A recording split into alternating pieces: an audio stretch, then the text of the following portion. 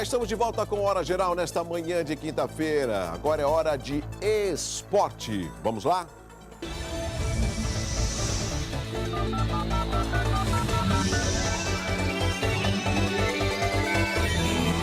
O Santos perdeu de 1-0 para o Cruzeiro ontem na semifinal da Copa do Brasil. A partida foi disputada no Mineirão. William marcou o primeiro gol logo aos 10 minutos do primeiro tempo. E no segundo, Ricardo Goulart fez outro para o Cruzeiro, mas o gol foi invalidado de maneira equivocada. E a partida de volta será no dia 5, quarta-feira que vem, na Vila. E o Cruzeiro joga pelo empate ou por uma derrota por um gol de diferença, desde que também, lógico, marque. Já o Peixe precisa vencer por 2 gols. Nosso convidado aqui no estúdio, Aristides Faria Lopes dos Santos, ele é consultor em turismo. Aristides, bom dia. Bom dia, Douglas. Obrigado pela participação aqui no Hora Geral. Eu agradeço a oportunidade, você sempre abrindo espaço super importante para a gente que está começando e desenvolvendo um trabalho na área de turismo, entre outros.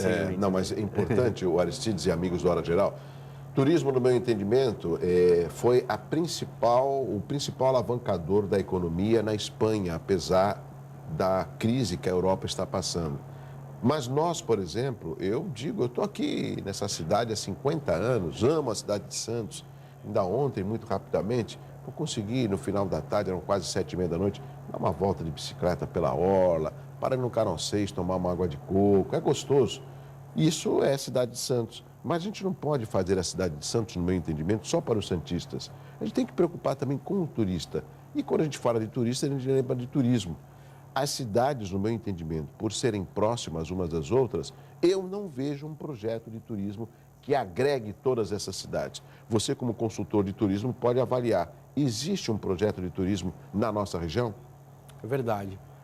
Existe boas intenções, existem instituições responsáveis por isso, existem pessoas responsáveis por isso, ocupantes de cargos responsáveis por isso, mas o que a gente percebe é que não existe articulação. Sim.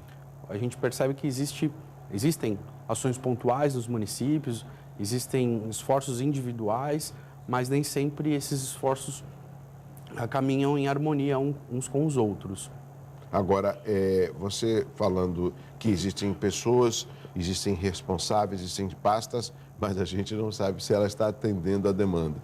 Eu estou vendo aqui na pauta que você é consultor e palestrante da RH em hospitalidade, você presta assessoria em planejamento, formatação, organizações e execução de programas de treinamentos organizacionais, você é bacharel em turismo, especialista em gestão de recursos humanos e tem também MBA em gestão de projetos e curso mestrado em hospitalidade. Você tem um belo de um currículo e que atende a demanda na nossa região. Aonde que você encontra o gargalo para que a nossa região, de fato, tenha um projeto de turismo que envolva as 9 cidades, já que você é um estudioso nesse assunto? Eu brinco que eu gosto muito de estudar, de ler, etc., mas a minha carreira foi feita no balcão, né? Passei muito tempo trabalhando em hotelaria, em gastronomia, e claro que a gente vai evoluindo, né? E a nossa percepção caminhou ao longo desses últimos anos no sentido de me qualificar melhor para compreender o fenômeno do turismo em toda a sua complexidade. Esses gargalos são, como é que eu posso te falar, são como enigmas para a gente, porque, como eu falei, existem esforços individuais, pontuais, mas a articulação. No meu entendimento, a ação governamental pode ajudar muito o pequeno empreendedor, o pequeno empresário, que é a grande massa trabalhadora do turismo, que faz o setor de serviços crescer.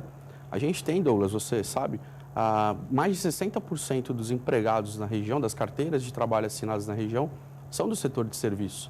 Então, o cafezinho que a gente vai tomar aqui embaixo está nesse hall. O pessoal do estacionamento, aqui ao lado do estúdio, também está nesse hall. E por aí vai, né? No meu entendimento, muito em particular, a gente tem aqui uma estrutura organizacional muito, muito boa, muito bem pensada já há muitos anos em turismo, né? Recentemente foi criada a Secretaria de Turismo do Estado, em 2010, e 2010 para 2011. E existe um cargo que, no meu entendimento, é muito importante, que é o Delegado Regional de Turismo. Quem é hoje que é o delegado? Você sabe o nome dele? Ele parece que Davi Leopoldo. Eu falo parece porque é uma pessoa que não se apresenta, é um cargo que é ocupado... Isso que eu ia falar. Entende? Então, essa pessoa que não se apresenta... E a secretaria do PSB, não é? Exato. Do Márcio França? Sim, sim.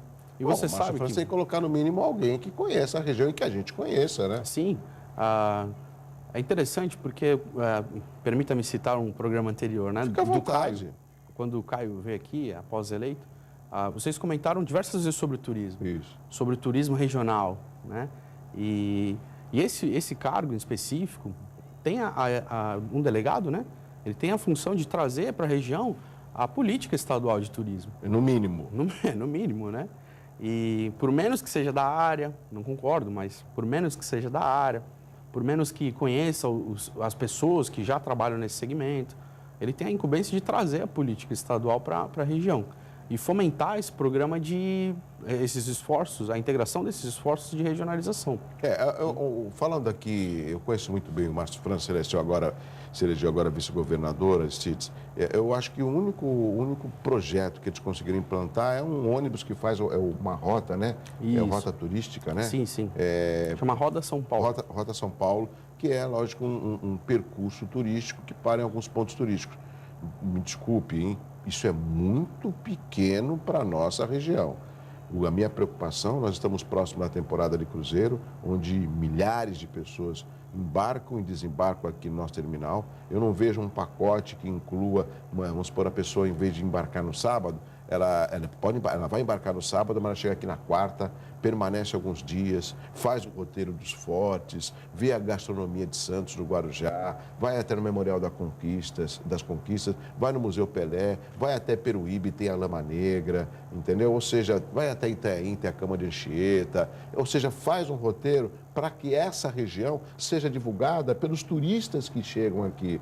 Porque também, às vezes, o turista chega, pega ali aquela parte do terminal, fétido, tem que esperar o trajeto do trem, aí pega a mala, entra no terminal, aí entra no navio, aí é uma maravilha. Aí chega, aquele problema, ou seja, o turista, ele vai, lá no terminal não vou embarcar mais, por exemplo, né? A gente tem que pensar em tudo, desde a chegada do turista, a permanência dele e a saída do turista, porque é ele que vai falar da cidade em que ele esteve, para os amigos, para as famílias, e ele vai retornar. Então, eu sinto essa carência.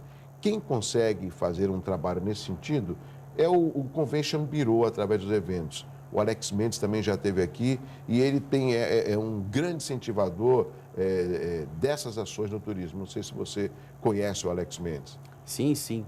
Eu tive a oportunidade de trabalhar como assessor de eventos e novos negócios no Convention Bureau por um pouco mais de 1 ano e meio.